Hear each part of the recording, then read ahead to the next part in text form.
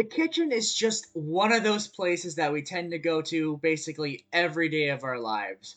Because let's be real, we at least get something to drink, right? Now, we all have our various types of beverages that we drink, whether it's something like water, or soda, or beer, or in our case, juice. So, how do most of us get juice, you ask? Well, it's simple. We grab a little Capri Sun, poke a straw through the pouch, and call it a day. But what if we want something that's a little bit fresher?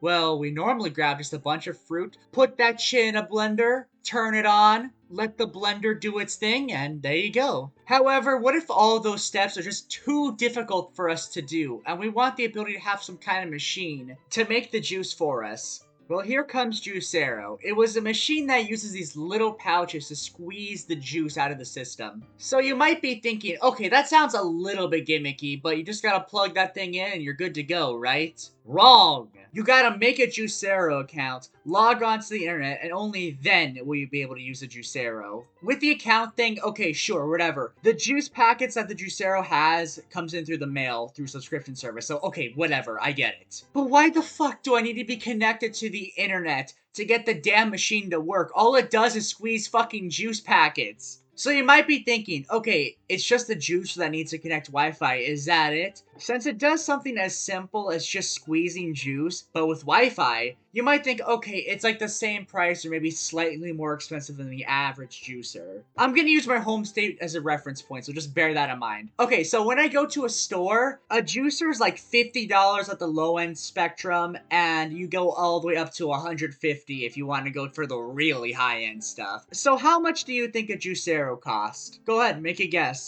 $700. It did price drop to $300 a year later, though. I don't think I need to say this, but if you're spending $700 fucking dollars on a fucking juicer that literally only squeezes fucking juice packets, you are insanely irresponsible with money, and you should not be trusted with any kind of purchasing power anymore. But anyways, do you want to know what's really funny about this whole thing? I've been sticking on and on about how all this does is squeeze juice packets. Did you know if you used your bare hands, you can get the exact same results as a $700 juicer? This whole product feels like it was made as a joke. An overly expensive machine that needs Wi-Fi to fucking work when all it does is just squeeze juice packets? That's no better than just squeezing it with your fucking bare hands? But no, this was actually for sale. The only good thing to come out of this product is the fact that it died quickly. However, even though this thing lived and died super quickly, I will not forget about how pointless this fucking product was. And another way to describe pointless is stupid. And that's why I think the Juicero was kind of stupid.